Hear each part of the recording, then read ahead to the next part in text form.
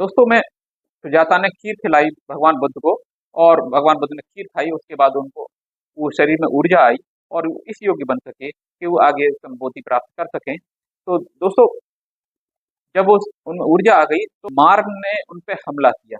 मार कोई बाहरी व्यक्ति नहीं था। मार हमारे अंदर की जो बुरी प्रवृत्तियां हैं वो जागृत हो जाती हैं। जब भरपेट हमको भोजन मिल जाता है तो बुरी प्रवृत्तियां जागृत होती हैं, और वो फिर हम पर हमला करने की कोशिश करती हैं, हमें बुरे कर्मों, बुरे संगत में डालने की कोशिश करती हैं। तो उन चीजों वो भगवान बुद्ध भी उससे अछूते नहीं रहे। भगवान बुद्ध पर भी इन बुरी प्रवृत्तियों ने हमला किया, लेकिन उनने किस प्रकार उन पर विजय प्राप्त की, वो मार ने किस तरह हमला किया और किस तरह से उन विजय प्राप्त की, वो इस वीडियो में है। और वीडियो अगर अच्छा लगे तो आप इसको लाइक कीजिए, और चैनल पे अगर आप नए हैं तो उसको सब्सक्राइब कीजिए, और अपने परिचितों में, अपने परिजनों में इसको चैनल जो वीडियो है इसको शेयर कीजिए। वीडियो शुरू करते हैं। ये भी भगव- बाबा साहब भीमराव अम्बेडकर बुद्धा एंड धम्मा के उसका जो हिंदी अनुवाद है, बुद्ध और उनके धम्म, उससे लिया गया है। संकल्प और आशा के साथ वह उरुबेला को छोड़कर चौड़े मार्ग पर चलते हुए गया की ओर बढ़े। वहां उन्होंने एक पीपल का वृक्ष देखा। उस समय घास लेकर सामने से आते हुए श्रोत्री नामक एक घास काटने वाले ने महापुरुष को 8 मुट्ठी कुष्ठ घास दे दी। सिद्धार्थ गौतम पीपल के वृक्ष के नीचे कुष्ठ घास का आसन बनाकर पूर्व दिशा की ओर अभिमुख होकर बोधि वृक्ष की ओर पीठ लगाकर पद्मासन में बैठ गए। गौतम ने बोधि प्राप्त करने के का अपने दृढ़ संकल्प करके स्वयं से कहा, चाहे मेरी चमड़ी, नसें, हड्डियां ही क्यों न बाकी रह जाएं और शरीर में मांस रक्त क्यों न सूख जाए, तो भी सम्यक संबोधि को प्राप्त किए बिना मैं इस आसन को नहीं छोड़ूंगा। ध्यान साधना के समय के लिए गौतम ने इतनी मात्रा में भोजन इकट्ठा करके रख लिया था जो 7 सप्ताह के लिए पर्याप्त था। जब सिद्धार्थ दृढ़ संकल्प लेकर ध्यान साधना में बैठे तो मन में विकारों, बुरे विचारों, बुरी प्रवृत्तियों, बुरी चेतनाओं ने सामूहिक रूप से घेर कर मानो हमला कर दिया, जिन्हें मार या काम कहा गया है। मन में पैदा हो रही कामदेव या मार्गदेव की जो सेना रूपी कृष्णाओं ने सोचा कि सिद्धार्थ ध्यान साधना से उनके कब्जे या अधिकार से बाहर निकलना चाहता है। सिद्धार्थ मार के अधिकारों पर हमला करने के लिए तैयार है, वह ऐसा सहन नहीं करेगा। मारदेव पुत्र ने अपनी पूरी सेना को खबर कर महायुद्ध की घोषणा कर दी। गिरी मेखला नामक हाथी पर सवार होकर मारदेव अपनी विशाल सेना के साथ सिद्धार्थ पर आक्रमण करने के लिए आगे बढ़ने लगी। सिद्धार्थ को चिंता होने लगी कि कहीं मार सेना युद्ध में उन्हें हरा न दे, कहीं उनके संकल्प को नाकामयाब न कर दे। वह जानते थे कि मन की इन बुरी प्रवृत्तियों के कारण युद्ध में बहुत से ऋषि मुनि और सम्राट भी हार गए। इसलिए सिद्धार्थ ने दृढ़ता और साहस के साथ मार को कहा, मुझ में समर्पण, संकल्प और प्रज्ञा है। हे मार, तू मुझे नहीं हरा सकता, मेरे दृढ़ संकल्प उसे नहीं डिगा सकता। मुझे तुझसे हार कर जीने की बजाय मर जाना ही मेरे लिए उचित होगा। हाथी पर सवार मार और अस्त्र शस्त्र की उसकी सेना ने सिद्धार्थ पर फिर आक्रमण किया।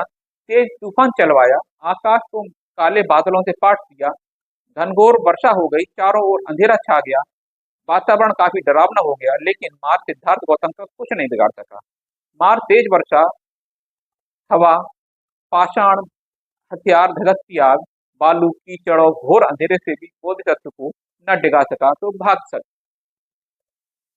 न भगा सका। मार ने हुंकार भरी और ध्यान साधना द्वारा आत्मज्ञान प्राप्त करने का अधिकार व आसन उसी का है, सिद्धार्थ का नहीं। मार के शस्त्रधारी सैनिकों ने चिल्लाकर हामी भरी। हाँ, हम गवाह हैं।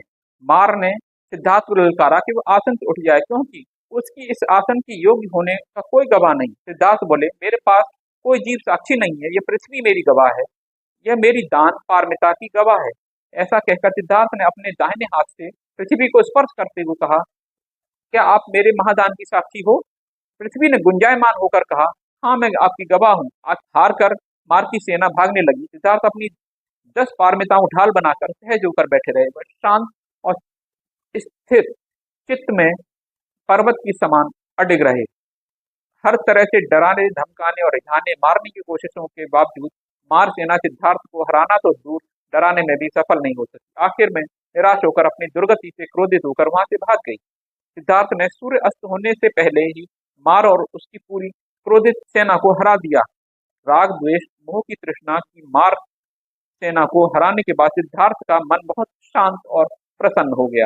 वह फिर से अपने लक्ष्य की ओर बढ़ने के लिए ध्यान समाधि में लीन हो गए। समाधि की गहराइयों में उतरे तो सिद्धार्थ का चित्त, शरीर और श्वास पूरी तरह से एकाकार हो गए। इस अवस्था में उन्हें जन्म मृत्यु सृष्टि शरीर आदि की कई अनुभूतियां हो रही थी। दुख अनित्य व अनात्म की अनुभूति हो रही थी।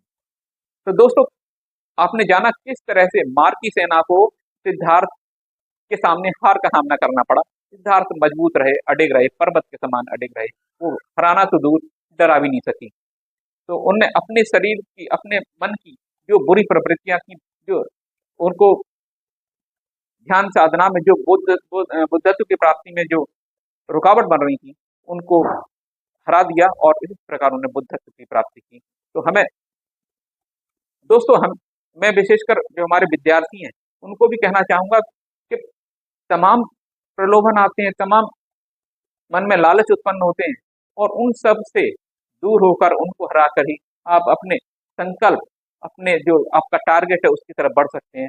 इस प्रकार बुद्ध ने किया, मुझे आप भी कीजिए।